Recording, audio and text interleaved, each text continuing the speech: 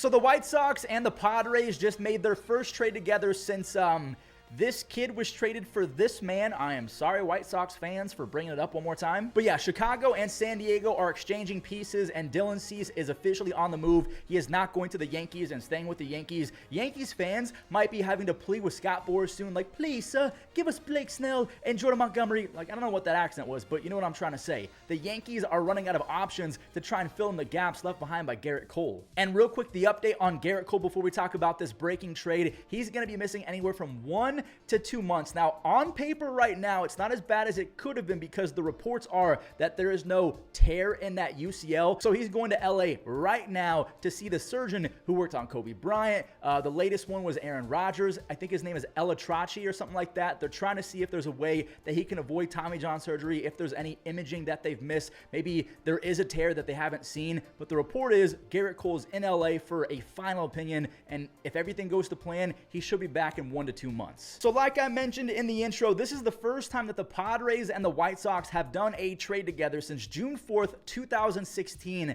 when James Shields was sent to the White Sox in exchange for a guy named Fernando Tatis Jr. Is he good? I don't know. Yes, he is. But also, staying with the White Sox fan base, I just want to say you were absolutely bamboozled and lied to, and I don't know if this just comes with the fact that there's a brand new GM, Chris Getz, in the building, so last year's promises are not his problem, but the plan last year was to keep Dylan Cease. That's why he wasn't traded despite the fact that they were awful. The plan last year was to keep him and then contend in 2024. I don't know if that's an option anymore. And I say that because if we take a look at their lineup, aside from Luis Robert Jr., Eloy Jimenez, I'm not very excited about Andrew Benintendi because he's no longer Benny Biceps. Andrew Vaughn is pretty decent at driving runs in. Dominic Fletcher, the brother of David Fletcher, maybe he can break out this year now that he has more playing time. But Paul DeJong, Nicky Lopez, and Martin Maldonado as the final 3 hitters against righties, those are 3 automatic outs. So we know Dylan Cease is on his way to San Diego, but let's talk about who the White Sox are getting in return for Dylan Cease, because remember, Dylan Cease had 2 years left on his contract. He should be very expensive. The first player that the White Sox are getting, 29-year-old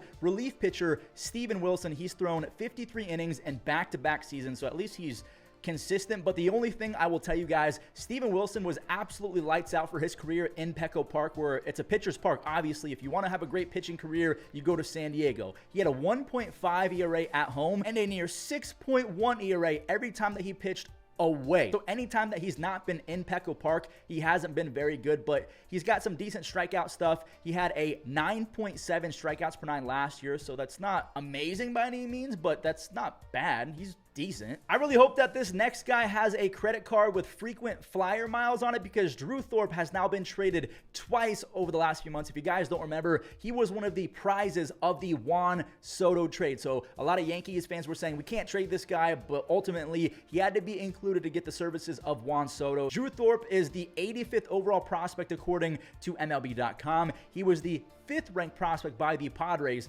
He's pretty dang good. So the White Sox, in my opinion, this is a big time get. Now, he's never played above AA, but last year, this dude was insane. He had a 2.52 ERA, and if we take a look at the strikeout stuff, he had an 11.8 strikeouts per 9, and the best part about Drew Thorpe, the walks went down and the strikeouts went up as soon as he got called up to AA. In 30 innings at AA last year for the Somerset, I think Patriots, the AA team for the Yankees, in 30 innings, 44 strikeouts. That's insane. His changeup, honestly, I'm not even being dramatic right now, it's one of the best in all of the minor leagues. It's that good. Now, I don't know if Drew Thorpe was going to be competing for a job at the back end of the rotation for the Padres this year, because they have a guy, Matt Waldron, who's been performing very well. We'll talk about him later, but the White Sox getting Drew Thorpe, if they can develop him, this is a great gift. But the question is, can the White Sox develop?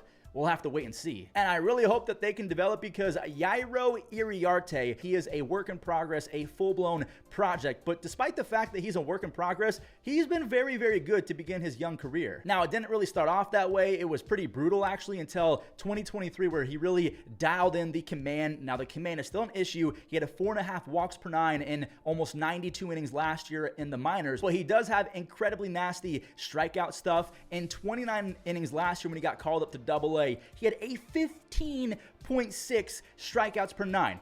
51 strikeouts in 29 innings as a starting pitcher should not be possible. I mean, those are Edwin Diaz level numbers, but from a starter. He's also played a few games in spring training for the Padres. He has 3 innings under his belt, only 1 hit, no runs allowed. So maybe things are about to get even better for Jairo Iriarte. He's pretty solid. So the White Sox get a 22-year-old Iriarte. They get a 23-year-old Drew Thorpe and also Steven Wilson. That's about it, right? Like, that's the most the White Sox are going to get for Dylan Cease. No, there's still more. You see this guy right here, Samuel Zavala. I shouldn't even really say this guy. He's 19 years old. He's a kid. Samuel Zavala is 6'1", 180 already, and he has a dang swing. That leg kick is going crazy. He looks like mini Nomar Mazar. Do you guys remember that guy? But last year in single A, between 115 games between low A and high A, he had 23 doubles, 14 home runs, 21 stolen bases, and a crazy 391 on base percentage. And that's because he had 94 walks in 115 games. But I'd be lying if there wasn't some concern when he went from low A to high A. The wheels pretty much fell off. In 56 at-bats, he hit .078. He had 4 hits and 51 at-bats, and the walks fell off a cliff as well. He had a 161 on-base percentage. So hopefully he can figure it out going into 2024, at least in terms of high A ball and maybe double A, but he's still very, very young. But the talent's there. He's got a very high ceiling. So as you can see, AJ Preller, the madman, the GM of the Padres, he did it again. He made a trade without having to give away his top 2 hitting and pitching prospects, Ethan Salas, Jackson Merrill. They're staying put. Robbie Snelling and Dylan Lesko. I thought for sure Dylan Lesko was going to have to go in any trade that involved the Padres and another team giving away one of their better pitchers. But no, they kept Dylan Lesko. Drew Thorpe, I think that his ceiling is just as high as Dylan Lesko, but that Lesko guy is disgusting as well. So what does this mean for the San Diego Padres? Have they picked up their brand new ace? Well, we're going to have to talk about that real quick because Dylan Cease is not an ace unless his slider is doing slider things. He actually wrote a poem called "Oh Slider Slide." Yes, that is a real thing. I am not lying. That year, the slider was the best pitch in baseball. My slider. Oh slider slide, oh slider slide. Past the batsman, I send my slider to hide.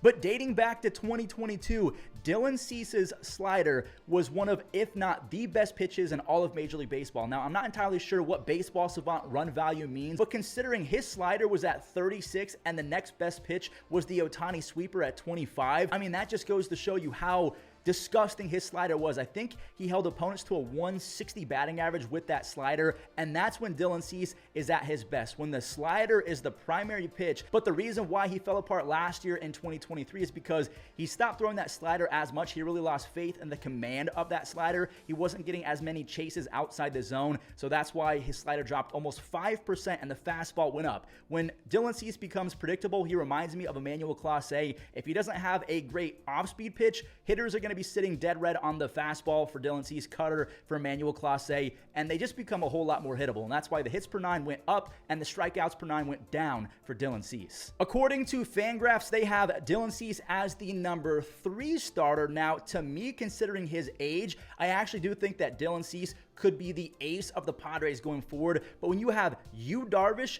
Joe Musgrove, Dylan Cease, Michael King, and Johnny Brito as your 1 through 5, that's very, very impressive. But to me, I feel like one guy that is kind of getting shafted by the projections and the predictions of what the starting rotation for the Padres is going to be, and that is knuckleballer. Let me repeat that, knuckleballer Matt Waldron. He has been so good in spring training so far, and he also throws pretty hard on the fastball. He can get up to 94 to 96 miles an hour. He's got a cutter. He's got a slider. Matt Waldron, to me, is probably going to be the number 5 starter, or maybe he's going to be a long reliever.